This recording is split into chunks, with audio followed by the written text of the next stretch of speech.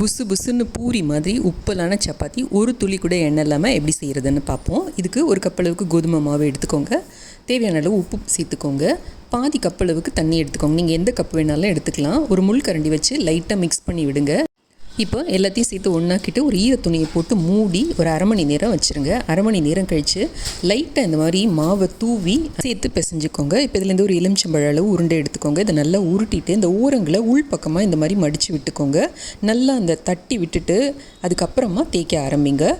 நம்ம தேய்க்கிறப்ப இந்த குழவியோட வலது கை பக்கம் ரொம்ப அழுத்தம் கொடுக்காம இடது கை பக்கம் மட்டும் அழுத்தம் கொடுத்து இந்த சென்டர்லேருந்து வெளிப்பக்கம் வர்ற மாதிரி தேய்ச்சி கொடுங்க. இப்போது கல்லில் போட்டு லைட்டாக அந்த மாதிரி பபிள்ஸ் வர ஆரம்பித்தோடனே லைட்டாக ப்ரெஸ் பண்ணி விட்டிங்கன்னா நல்லா உப்பி வரும். ஓட்டை இருக்கிற தட்டு மேலே ஒரு காட்டன் கிளாத்தை போட்டு அதில் இந்த சப்பாத்தியை ஸ்டோர் பண்ணோம்னா ரொம்ப நேரத்துக்கு சாஃப்டாக இருக்கும்.